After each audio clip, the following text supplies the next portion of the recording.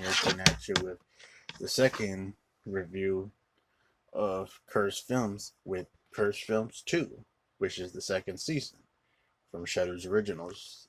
This was the second season, and this one talks about Wizard of Oz, Rosemary's Baby, Stalker, The Serpent and the Rainbow, Cannibal Holocaust. I was surprised Cannibal Holocaust was on this because I don't remember that being a cursed movie. I remember that movie being a controversial movie because they almost arrested the director because they thought that he made a snuff movie by killing all the people. But it turns out he gave them a contract to sign that they won't be seen in the public. Kind of like how they did with the actors in Blair Witch Project, where they're not supposed to be seen for a year because they sign a contract to make the movie look real. But yeah, but I thought that was more of a controversial movie. But it's a good episode. But yeah, this is the second season. It's a 2 disc set with the shows. And yeah, very nice 2 disc set. Still 5 episodes. And yeah, let's get this started. The Wizard of Oz.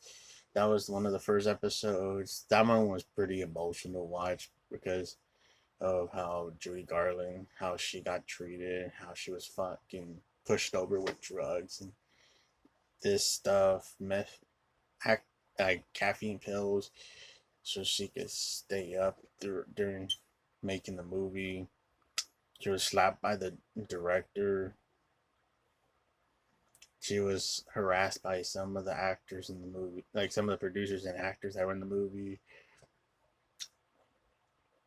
And also, there was some freaky stuff that happened. Like, they saw, I know in the original tape, a version of the movie, they saw a munchkin being hung, which they thought that he committed suicide, but they changed it to a bird in the re-release rate version of it. And the original actor that was supposed to play the Tin Man, Buddy Epson from Beverly Hills Billies, who played Jedediah Clampett from the show. He was supposed to be Tin Man, but the stuff that was coded to him was with aluminum metal shit that was in the powder that was supposed to put on his face for the makeup. He had a skin irritation infection and also accidentally huffed some of that powder in his body system that made him cough so much that he got sick for it.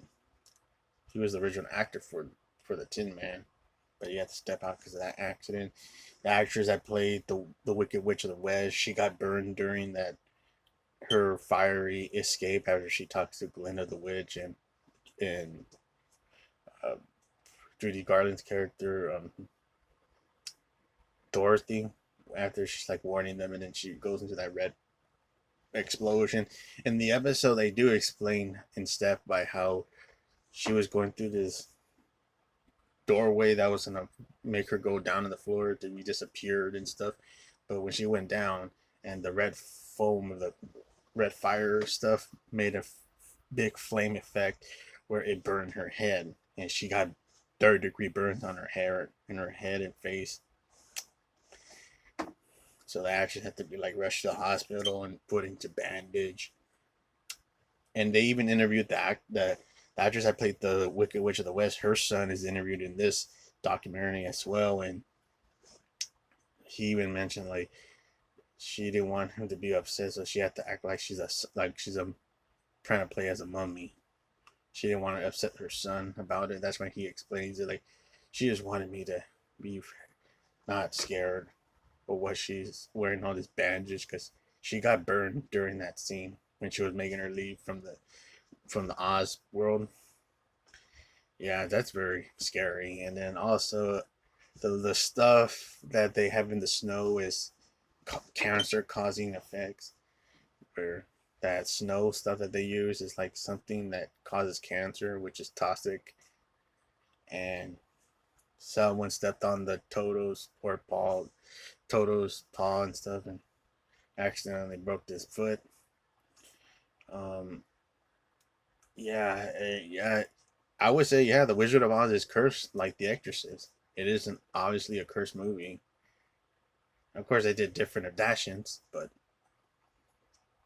they didn't want to do a sequel during this big hit of a movie.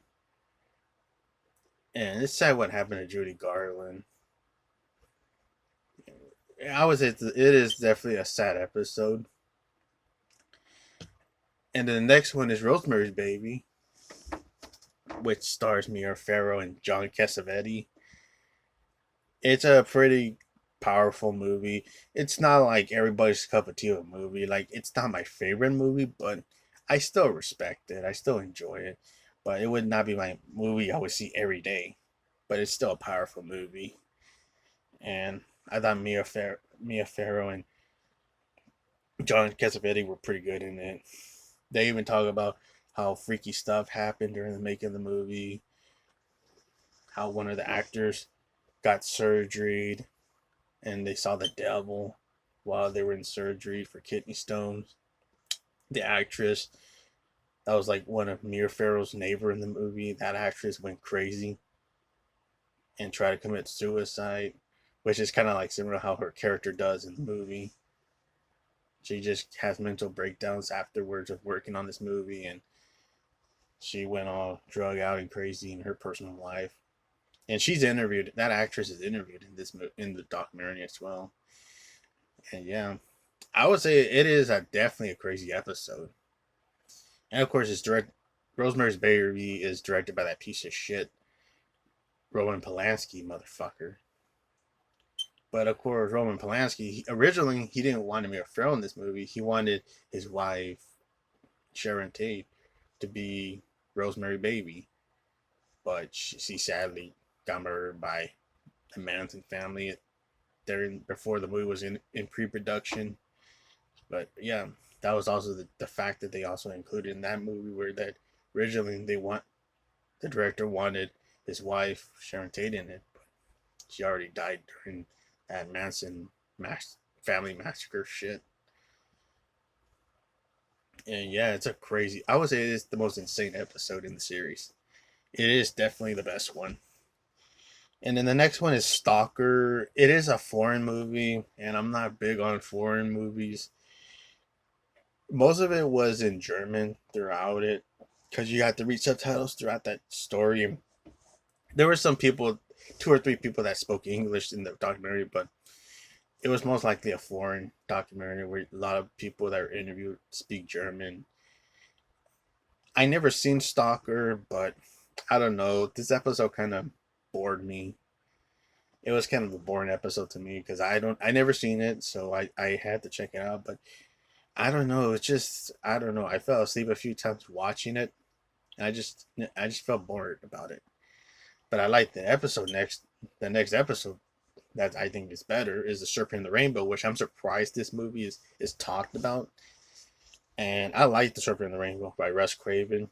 A lot of actors that are from the movie and or interviewed in it. Kathy Tyson, Bill Pullman, one of the special effects dude is interviewed, and they even interviewed the author of the book that's named Serpent in the Rainbow, Wade Davis, and he's kind of a bit. He kind of does disagree about like he doesn't like the movie how it was adaptation from his novel that he didn't like how it was portrayed in the movie that it made it too Wes Craven didn't make the movie that I had in the story. He didn't make it what it was. He made it too much of his own movie as a horror movie. But yeah, I disagree with him. Even though he does say that I respect Wes Craven. Like at least he wasn't like a total dick about Wes Craven. But I still just disagree with him. I enjoy it. I think Serpent in the Rainbow works. It may not be everybody's favorite movie, but I enjoy it. I thought Bill Pullman, Kathy Tyson was good. Sake Moses was pretty good as the bad guy. Paul Winfield was pretty good as the shaman priest guy that helps Bill Pullman in the movie. And Paul Winfield is also in the original Terminator with James Cameron. But yeah, Serpent the Rainbow's talked about how freaky and cursed of it because they use real voodoo stuff in the behind the scenes of the movie. and they almost got killed by some angry Haiti police politician people before they were gonna. After they finished the movie, they had to get the fuck out of there because there was a big riot, and they were about to be attacked, and that was crazy. Like that stuff was crazy when I was noticing. Like that's crazy that you know about the backstory behind the scenes of the movie. That it was freaky. They were being angered by people because of the way they made the movie. The Haiti folks hated it, the movie, but there were some that liked the movie at the end when they viewed it to some Haiti residents at the end of the movie documentary. But yeah, it was cool to see a lot of them interviewed. Even Heather Langenkamp's husband, who's one of the special effects dude, her husband's interviewed in this movie, which is awesome.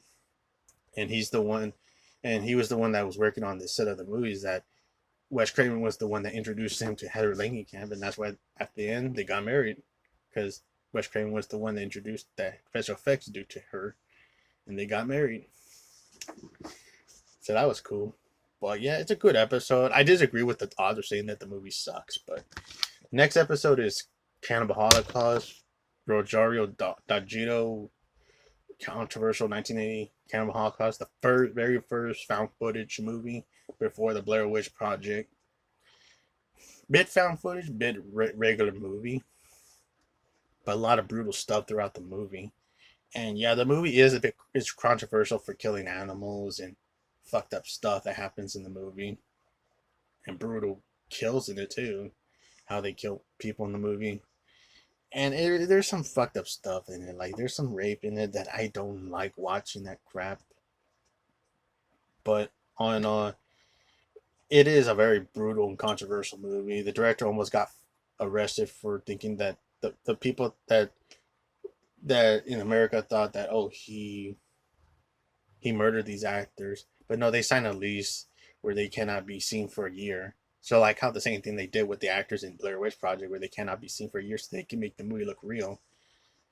But he had to prove it in court because he was going to be convicted, so he had to bring the actors in, and the actors are interviewing the movie, and some of the actors said that they didn't like working with the director because he is kind of an asshole towards, and he kind of mistreats them during the making of the movie. So like that was interesting to find out about the director.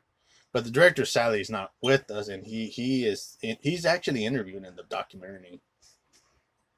But yeah, Rogerio Deodato, he also directed the House by the Park movie with David Hess, and that's a crazy slasher thriller movie. But yeah, Cannibal Holocaust is a crazy movie, brutal movie. It's weird that it's on Curse Films because that movie doesn't even seem like a Curse movie. It's more of a controversial movie, but they didn't really explain much of why it's a Curse movie. Like, is it cursed because they killed all the animals in the movie? Like, they didn't explain that much of it. I thought that was gonna be the explanation, like, oh, they kill real animals and they're getting targeted on set of the behind the scenes of the movie because they killed animals for cruelty. No, it was not that. I thought like maybe they were getting cursed for that. No, there's like no curse about it. So it's kind of weird that they put Cannibal Holocaust, but it is a good episode, and I did like it. And it was cool to see some of the actors interviewed from the cast of Cannibal Holocaust and giving their thoughts and opinions about the director, how he's a dick. But all in all, I enjoyed the second season. I would say I like the first season more, but I did like a few of these episodes. And hopefully they do season 3 very soon. And hopefully they do like some episodes that will be pretty interesting to do on, like especially Maximum Overdrive. Like that'll be interesting because of all the freak actions that happen in that movie, and especially the director of photography losing his eye from one of the camera shot accident. Especially with it's in that scene where the lawnmower hits the lens of the glasses where it's chasing the boy. It hit the wood piece of it in the glass lens, and one of the wood piece hit the director of photography's eye, and he lost his vision from that. So like, there were a lot of scary things that happened during the making of Maximum Overdrive. I would like to see that talked about in Cursed Films 3. Even Amityville Horror, of how James Brolin had freaked out stuff that went on. That would be cool. That movie being talked about. Even the Lords of Salem, Rob Zombie movie. I heard that was like had some cursed stuff too. That would be cool to see that one talked about. And even that movie, I forgot, Eskimo movie or something. I forgot what they call it, where John Candy wasn't to be in it, but he died, and then John Belushi died before he was gonna make it.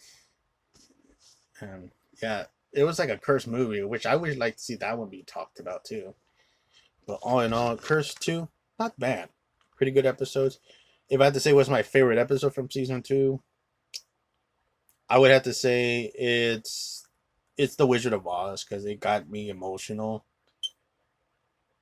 And if I say it was my favorite scary one in episode, I would say it's the Rosemary Baby because that one is freaky and insane and scary. But yeah, that's Cursed Films 2, folks. Hope you guys enjoy it, and I recommend folks to check Cursed Films and Cursed Films 2 out. They're pretty good documentaries. They're only like 44 minutes. I wish they were an hour so they could be more longer, but I feel like they were good to watch and they were well done and well made. Yeah, they're really good. I highly recommend folks to check them out. They're on Shudder if you want to check them out, or look them on Look Movies and stuff and all that stuff. But yeah, Cursed Films, pretty good. And Cursed Films 2 that I just reviewed. And also a cool cover of the skull with the camera, which is like imaging of Cannibal Holocaust. So that's pretty fucking badass. But yeah, have a good day, everybody. Take care and have a good day, folks. Bye bye.